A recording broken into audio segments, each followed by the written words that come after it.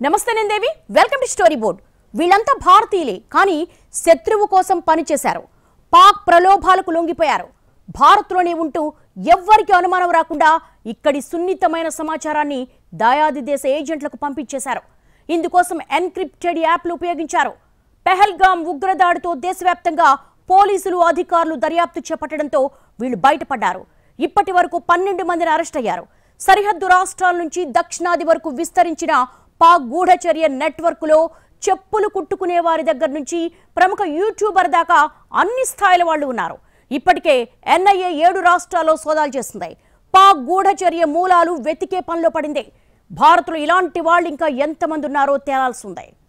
సరిహద్దుల్లో సైన్యం కను రెప్పవేయకుండా శత్రువులతో పోరాడుతోంది. మరోవైపు బయట నుంచి చొరబాటుదారులు రాకుండా కాచుకుంటోంది. అయినా ఉగ్రవాదులు దేశంలోకి వస్తూనే ఉన్నారు. పాక్ గడ్డ మీద నుంచి వస్తున్న వారికి పక్కన పెడితే మన దేశంలో ఉంటున్న మన పౌరులే శత్రువుకు చెవులు కళ్ళుగా మారుతున్నారు. మన వాళ్లే తిన్నింటి వాసాలు లెక్క పెట్టడం అసలైన పెను ముప్పని చెప్పడంలో సందేహం లేదు. పెహల్గాం ఉగ్రదాడి తర్వాత దేశవ్యాప్తంగా చేపట్టిన సోదాల్లో పాకిస్తాన్ విస్తృత గూఢచర్య నెట్వర్క్ వెలుగు చూస్తుంది. ఇంటి దొంగను ఈశ్వరుడైనా పట్టలేడంటారు. ఇప్పుడు మన దేశంలో చాప కింద నీరులా విస్తరిస్తున్న పాక్ గూఢచర్య వ్యవస్థను చూస్తుంటే అది నిజమే అనిపిస్తోంది. పెహల్గాం ఉగ్రదాడికి బయట నుంచి ముగ్గురు వస్తే స్థానికంగా 100 మంది సహకరించారని ఎన్ఐఏ దర్యాప్తులో తేలింది. కానీ విచారణ అంతటితో ఆపకుండా పాక్కు పరోక్షంగా సహకరిస్తున్న వారి కోసం జల్లెడ పడితే కనీవిని ఎరుగని రీతిలో పాక్ గూఢచర్య నెట్వర్క్ బట్టబయలైంది.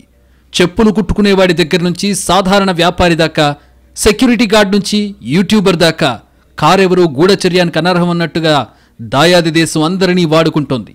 ఇప్పటికి బయటపడింది శాంపిల్ మాత్రమే అని, ఇంకా ఇలాంటి వాళ్లు పెద్ద సంఖ్యలో ఉండి ఉంటారనే అంచనాలున్నాయి. పాకిస్తాన్ గూఢచర్య నెట్వర్క్ తవ్వే కొద్దీ దాని లోతెంతో తెలుస్తోంది. ఇంత విస్తృతంగా మన దేశంలో విస్తరించిన నెట్వర్క్ పాకిస్తాన్కు అస్సలు సిసలు బలంగా మారిందనడంలో సందేహమే లేదు. ఈ గడ్డ మీదే పుట్టి మన తిండి తింటూ మన దేశంలో ఉంటూ మన పౌరులుగా చలామణి అవుతూ మూడో కంటికి తెలియకుండా పాక్ తరపున గూఢచర్యం చేయడం అధికారులకే షాక్ ఇస్తోంది. అసలు ఇలాంటి వాళ్లు కూడా గూఢచర్యం చేస్తారా అని అనుమానం వచ్చే రేంజ్లో పాకిస్తాన్ భిన్న సామాజిక హోదా ఉన్న వ్యక్తులని చాలా జాగ్రత్తగా ఎంపిక చేస్తోంది. ఇక ఎప్పుడోసారి తప్పుడు పనులు చేసిన వారు, పోలీసు రికార్డుల్లో క్రిమినల్గా ముద్రపడ్డవారు నిరంతరం పాకిస్తాన్ రాడార్లో ఉంటున్నారు. వీరికి మందు, మద్యం, మగువ ఇలా ఏదో ఒకటి ఎరవేసి ట్రాప్ చేయడంలో దాయాది దేశం పండిపోయింది. సామాన్యులైతే డబ్బు ఆశ చూపుతున్నారు, కావాలంటే మద్యం కూడా రుచి చూపిస్తున్నారు. ఇక ఇప్పటికే కాస్త సెటిల్ అయిన వ్యక్తులకు హనీ ట్రాప్ విసురుతున్నారు. హనీ ట్రాప్కు సాధారణ వ్యక్తుల దగ్గర నుంచి అత్యున్నత స్థాయి అధికారుల వరకు చిక్కడంతో పాక్ రొట్టె విరిగి నేతిలో పడుతోంది. యూట్యూబర్ జ్యోతి మల్హోత్రా వ్యవహారం దేశవ్యాప్తంగా కలకలం రేపింది. ట్రావెల్ విత్ జో పేరుతో యూట్యూబ్ ఛానల్ ప్రారంభించి పాకిస్తాన్లో పర్యటించి అక్కడి నాయకులు, ఐఎస్ఐ ఏజెంట్లతో సంబంధాలు పెట్టుకుంది. ఇక్కడి సున్నితమైన సమాచారాన్ని ఎప్పటికప్పుడు పాక్కు చేరవేసింది.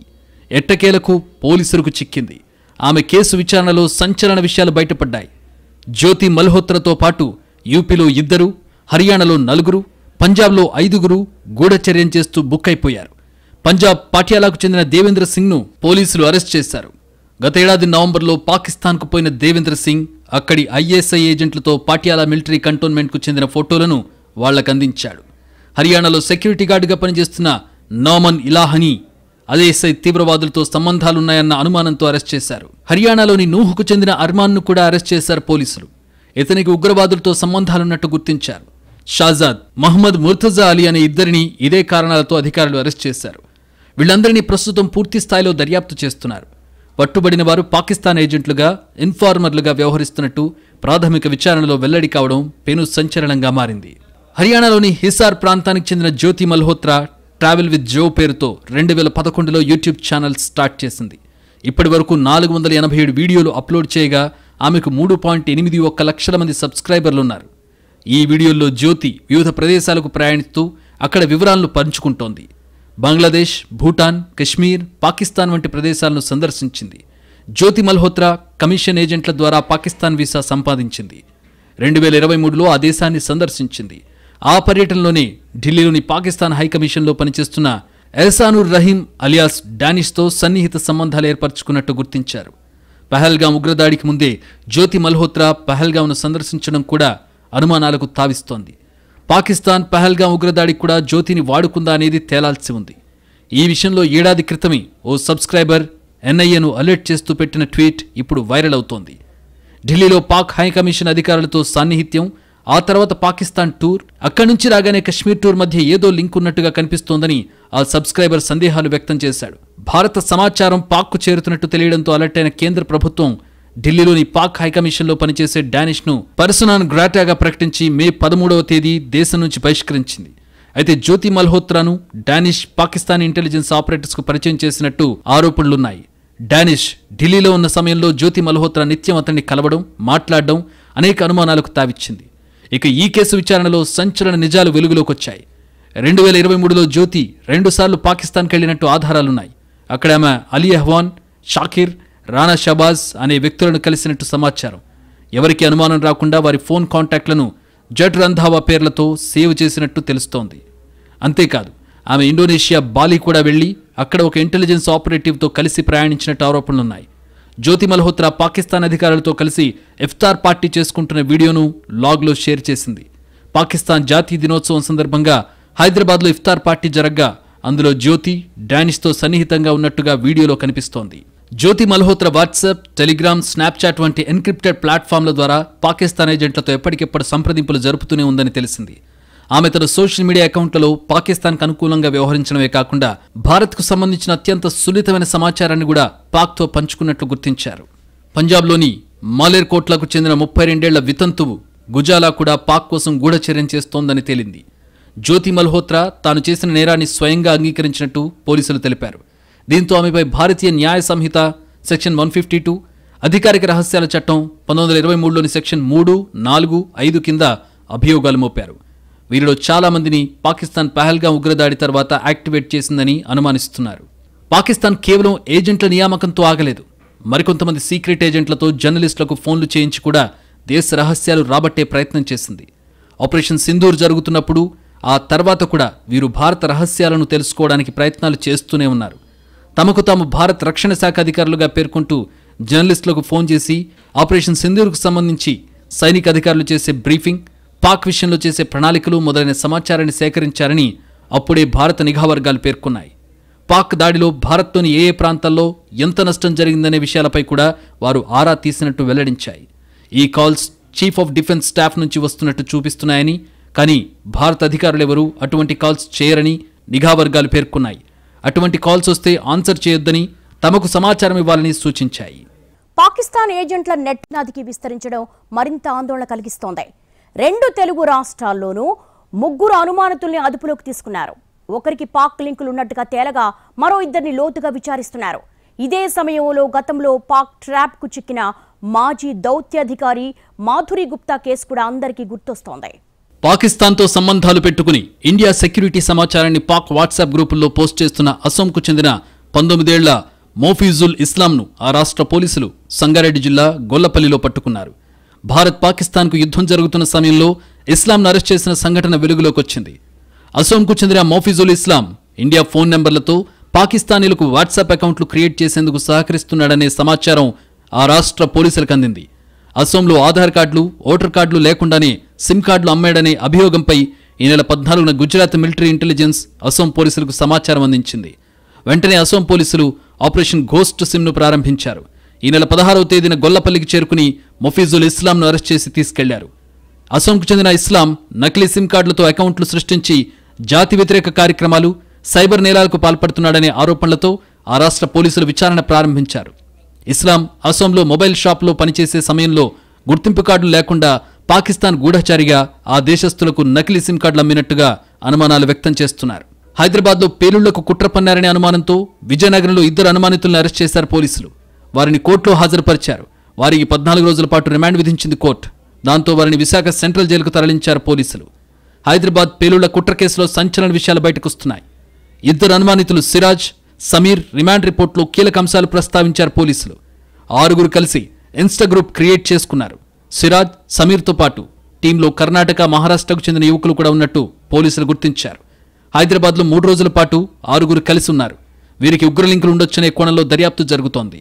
పాకిస్తాన్ భారత్లో ఏజెంట్ల నెట్వర్క్ విస్తరించడానికి వ్యూహాత్మకంగా వ్యవహరిస్తోంది. ఎప్పటికప్పుడు కొత్త ఎత్తుగడలు వేస్తోంది. గతంలో భారత్ మాజీ దౌత్య అధికారిని కూడా దాయాది ట్రాప్లో పడ్డారంటే శత్రుదేశం ఎంత పగడ్బందీగా వర్కౌట్ చేస్తోందో తెలుస్తోంది. ఇలా పాక్ వలకు చిక్కిన మాధురి గుప్తా కేసు దేశవ్యాప్తంగా సంచలనం సృష్టించింది. అంతేకాదు దౌత్య వర్గాలను ఉలిక్కిపడేలా చేసింది. అసలు ఆమె ఇలాంటి పని చేస్తుందని నిఘా వర్గాలు కూడా ఊహించలేకపోయాయి. మాధురి గుప్తా భారత్ మాజీ దౌత్యవేత్త. ఆమె పాకిస్తాన్ జాతీయుడితో ప్రేమలో పడ్డారు. పాక్లో దౌత్యవేత్తగా పనిచేస్తున్నప్పుడు ఆ ప్రేమ వివాహేతర సంబంధానికి దారితీసింది. ఆ మోజులో మాధురి భారత్కు చెందిన అత్యంత సున్నిత సమాచారాన్ని అలవోకగా తన పార్ట్నర్తో పంచుకున్నారు. ఆ తర్వాత ఆమె గూఢచర్యం కేసులో దోషిగా తేలింది. అరెస్టు సమయంలో మాధురి గుప్తాకు 55 సంవత్సరాలు. అప్పటికి దౌత్యవేత్తగా మాధురి గుప్తా ఇస్లామాబాద్లోని ఇండియన్ హైకమిషన్లో ఉన్నారు. ఇప్పుడు పహల్గాం ఉగ్రదాడి తర్వాత పాక్ విషనాగుల కోసం వేట మొదలుపెట్టినట్టే గతంలో ముంబై ఉగ్రదాడి తర్వాత కూడా స్థానికంగా ఉగ్రవాదులకు లభించిన సహకారంపై విచారణ జరిగింది. అప్పుడే ఐబీకి దిమ్మ తిరిగే నిజం తెలిసింది. ఏకంగా మాధురి గుప్తానే కీలక సమాచారం చేరవేశారని తేలింది. దీంతో ఇస్లామాబాద్లో ఉన్న మాధురిని సార్క్ శిఖరాగ్ర సమావేశం పేరుతో ఢిల్లీ రప్పించి అరెస్ట్ చేశారు. తనను పట్టుకోవడానికి ఇన్నాళ్లు పట్టిందా అని మాధురి ఆశ్చర్యం వ్యక్తం చేయడం ఐబీకి తల కొట్టేసినట్టయింది. ఇస్లామాబాద్లో మాధురి గుప్తాను ఇండియన్ హైకమిషన్లో ప్రెస్ అండ్ ఇన్ఫర్మేషన్ విభాగంలో నియమించారు. పాకిస్తాన్ మీడియాను స్కాన్ చేయడం, ఢిల్లీకి నివేదికలు పంపడం ఆమె ఉద్యోగంలో భాగం. ఇంటెలిజెన్స్ ఏజెన్సీలు ఆమెకు తినిపించిన తప్పుడు ఇంటెలిజెన్స్ను లీక్ చేసిన తర్వాత మాధురి గుప్తా పట్టుబడ్డారు. 2010లో మాధురి గుప్తాను అరెస్ట్ చేశారు. కోర్టు ఆమెను 2018లో దోషిగా నిర్ధారించింది. ఆ తర్వాత 3 ఏళ్లకే మాధురి మరణించింది. అయితే ఇప్పటికీ మాధురి కేసు దౌత్య నిఘా వర్గాలకు కంట్లో నలుసులా ఉందంటే అతిశయోక్తి కాదు. ఆ తర్వాత మరో మాధురి రాలేదంటే నిజంగా ఎవరూ పాక్ కోసం పనిచేయడం లేదని కాదనే అభిప్రాయాలున్నాయి. మరో మాధురిని మనం పట్టుకోలేకపోయామని నిజాయితీగా అంగీకరించాలి. భారత్తో మొదటి నుంచి పరోక్ష యుద్ధానికి ప్రాధాన్యమిచ్చే పాకిస్తాన్ ఐఎస్ఐని ఎప్పటికప్పుడు బలోపేతం చేస్తూ వచ్చింది. అందుకే పాకిస్తాన్ ఆర్థిక రాజకీయ స్థితిగతులతో సంబంధం లేకుండా ఐఎస్ఐ మాత్రం తన ప్లాన్లు తాను అమలు చేస్తూనే ఉంది. ఇప్పటికైనా దేశం మొత్తాన్ని జల్లెడపట్టి ఐఎస్ఐ నెట్వర్క్ను కూకటి వేళ్లతో సహా పెకిలించాల్సిన అవసరం చాలా ఉంది. దేశంలో క్షేత్రస్థాయిలో ఇంటెలిజెన్స్ ఉందా? నిఘా వ్యవస్థలో చాలా లోపాలు కనిపిస్తున్నాయి. మన పొరపాట్లు సరిదిద్దుకోకుండా ఎన్ని ఆపరేషన్లు చేసినా ఫలితం ఉంటుందా? ఉగ్రదాడులనే కాదు, కనీసం మన దేశంలో పురుడు పోసుకుంటున్న విష నాగుల్ని కూడా కనిపెట్టలేకపోతే ఇక మనల్ని ఎవరు కాపాడతారు? గాల్లో దీపం పెట్టి దేవుడా అంటే ఉపయోగమే ఉంది? పాకిస్తాన్ దశాబ్దాలుగా గూఢచర్య వ్యవస్థను విస్తరిస్తోందన్న విషయం కొత్తది కాదు. ఈ సంగతి తెలిసి నిరంతర అప్రమత్తత ఎందుకు ఉండటం లేదనేదే అసలు ప్రశ్న. దేశ భద్రత విషయంలో సీరియస్నెస్ లేకపోతే ఎలాగని సామాన్యులు నిలదీస్తున్నారు. ఇంకెంతమంది అమాయకులు బలైపోతే కళ్ళు తెరుస్తారనేది అధికారులే జవాబు చెప్పాలి. పాకిస్తాన్ నుంచి వచ్చేవారు ఎలా వస్తున్నారో తెలియడం లేదు. కశ్మీర్లో స్థానికంగా ఉంటున్న ఉగ్రవాదుల జాడ తెలియడం లేదు. చివరకు పాక్ గూఢాచారులుగా పనిచేస్తున్న సాధారణ పౌరుల ఉనికి కూడా కనిపెట్టలేకపోతున్నారు. ఇప్పుడు పహల్గాం ఉగ్రదాడి జరిగింది కాబట్టి దేశమంతా అనుమానం వచ్చిన వారిని సోదాలు చేస్తున్నారు. ఈ పని ప్రతిరోజు చేయాలి కదా అంటే సరైన సమాధానం రావడం లేదు. మన దేశానికి ఎప్పుడూ పాకిస్తాన్ నుంచి ముప్పు పొంచి ఉంది. ఈ సంగతి పాలు దాగే పసివాడికి కూడా తెలుసు. మరి మన ఇంటెలిజెన్స్ ఎందుకు ప్రభావశీలంగా పనిచేయడం లేదన్నది తేలాలి. మొదట్లో పాక్ ఏజెంట్లు సరిహద్దు రాష్ట్రాలకే పరిమితమయ్యారు. కానీ నిఘా నిద్రలో జోగుతుండడం కారణంగానే ఇప్పుడు దక్షిణాది వరకు పాక్ మూలాలు విస్తరించాయనే వాదన గట్టిగా వినిపిస్తోంది. మన దేశానికి అంత తేలిగ్గా స్వాతంత్రం రాలేదు. నెత్తురుబొట్టు నేల రాలలేదన్న మాటే గాని ఎంతోమంది త్యాగధనుడు తమ సర్వస్వాన్ని పణంగా పెట్టి స్వాతంత్రం సాధించారు. ఇక స్వాతంత్రం వచ్చినప్పుడు కూడా పాకిస్తాన్ ఏర్పాటుతో అటు ఇటు దారుణమైన మారణహోమం జరిగింది. అప్పట్నుంచి దాయాది మనపై కుట్రలు చేస్తూనే ఉంది. కాలక్రమంలో యుద్ధాలు, ఆపరేషన్లు ఎన్ని జరిగినా పాక్తో సమస్యలు మాత్రం పరిష్కారం కాలేదు. మనకు పాకిస్తాన్ శాశ్వత ముప్పుగా పరిణమించినప్పుడు మనం ఎంత అప్రమత్తంగా ఉండాలి? ఉగ్రదాడి జరిగిన ప్రతిసారి కొన్ని ప్రాథమిక వైఫల్యాలు బయటపడడం విస్మయం కలిగిస్తోంది. అలాగని మన ఇంటెలిజెన్స్ అసలు ఏ పని చేయడం లేదని ఎవరూ అనడం లేదు. చాలా ఉగ్రకుట్రల్ని ముందుగానే పసిగడుతున్నారనడంలో ఎలాంటి సందేహం లేదు. కానీ మన సామర్థ్యం మేరకు పనిచేయడం లేదనే విషయంలోనే భిన్నాభిప్రాయాలున్నాయి. సాంకేతికత బాగా పెరిగిన తర్వాత కూడా ఇంటెలిజెన్స్ సంప్రదాయ పోకడలు పోతుందా అనే అనుమానాలైతే ఉన్నాయి.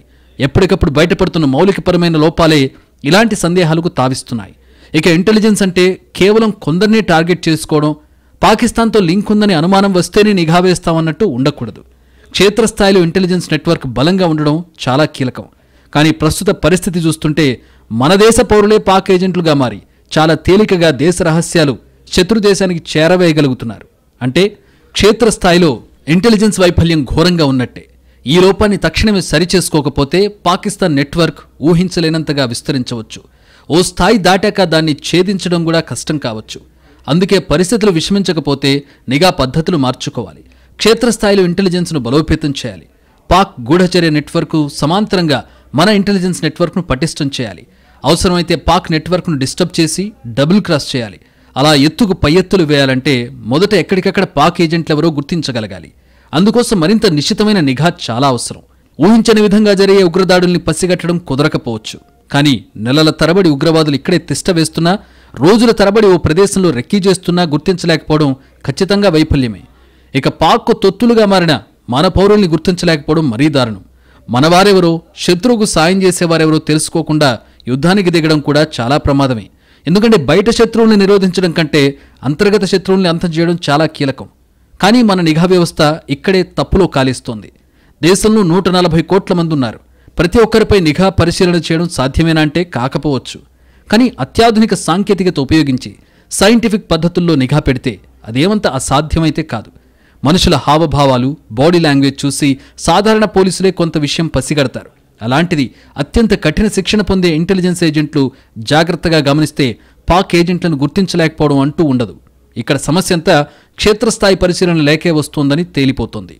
ఇప్పటిదాకా పాక్ ఏజెంట్లుగా పనిచేసేవారంటే హై ప్రొఫైల్ వ్యక్తులో, హైఫై సర్కిళ్లలో పరిచయాలున్నవారు, పాకిస్తాన్కు చెందిన వారితో సన్నిహిత సంబంధాలున్నవారు మాత్రమే అయ్యుంటారనే అపోహ ఉంది. కానీ ఇప్పుడు బట్టబయలిన పాక్ గూఢచర్య నెట్వర్క్ ఆ భావన తప్పని నిరూపిస్తోంది. ఏ వృత్తిలో ఉన్నవారైనా, ఏ స్థాయిలో ఉన్నవారైనా పాక్ ఏజెంట్లుగా పనిచేయొచ్చని రూఢి అయిపోయింది. డబ్బున్నా లేకపోయినా ఏదో రకంగా పాక్ ట్రాప్కు చిక్కుతారని కూడా నిరూపితమైంది. ఇక్కడ కేవలం వ్యక్తుల్ని పరిశీలిస్తే సరిపోదు. సదరు వ్యక్తులు చేస్తున్న పనుల్లో ఏమైనా తేడా ఉందా అనేది కూడా చూడాల్సి ఉంటుంది. ఉదాహరణకు అరెస్ట్ అయిన యూట్యూబర్ జ్యోతి మల్హోత్రా గురించి ఏడాది క్రితమే ఓ సాధారణ వ్యక్తి ఎన్ఐఏను అప్రమత్తం చేస్తూ ట్వీట్ చేశాడు. కానీ దాన్ని ఎవరూ పట్టించుకోలేదు. అప్పుడే సీరియస్గా తీసుకునుంటే జ్యోతి అప్పుడే పట్టుబడేదేమో. ఇది మనకు తెలిసిన ఉదాహరణ. కానీ తెలియనివి చాలా ఉండొచ్చు. పహల్గాం ఉగ్రదాడికి ముందు కూడా ఉగ్రవాదులు కొన్ని రోజుల పాటు రోజు బైసరన్ లోయలో ఉన్న ఫుడ్ కోర్ట్కొచ్చి టూరిస్ట్ ట్రాఫిక్ పరిశీలించారు. అయినా సరే వారి కుట్రను పసిగట్టలేకపోయారు. ఇక్కడ పదే పదే ఇంటెలిజెన్స్ వైఫల్యాల గురించి మాత్రమే చెప్పడం మా ఉద్దేశం కాదు. కానీ పొరపాట్లు సరిదిద్దుకోకుండా భవిష్యత్తులోనూ పటిష్ట నిఘా సాధ్యం కాదనేదే ప్రధానమైన పాయింట్. ఉగ్రవాదులు ఎప్పటికప్పుడు సరికొత్త మార్గాల్లో దాడులు చేస్తున్నారు. ఇక పాకిస్తాన్ ప్రతి క్షణం అప్రమత్తంగా ఉండి మన దేశంలో తమ నెట్వర్క్ పెంచుకుంటోంది. అలాంటి స్థితిలో మనం ఇంకెంత అలర్ట్గా ఉండాలనేది ఆలోచించుకోవాలి. ఎప్పుడూ ఉగ్రవాద బాధిత దేశంగానే ఉందామా? ఇక ముందైనా భారత్లో కుట్ర అంత ఈజీ కాదనే భావన కలిగిద్దామా? ఇది ఖచ్చితంగా తేల్చుకోవాల్సిన సందర్భం. ఇంతమంది ఏజెంట్లు పట్టుబడ్డం చూస్తే ఇక్కడ పాకిస్తాన్ కుట్రల కంటే మన నిఘా లోపాలే ఎక్కువ బట్టబయలవుతున్నాయనేది కాదనలేని వాస్తవం. అందుకే ఇకనైనా ఇలాంటి ఇబ్బందికర పరిస్థితులు రాకుండా జాగ్రత్త పడాలి. భారత్ వైపు కన్నెత్తి చూడాలన్నా, భారత్లో ఉంటూ పాక్కు సహకరించాలన్నా ఆటలు సాగబోవనే గట్టి సందేశం ఇవ్వాలి.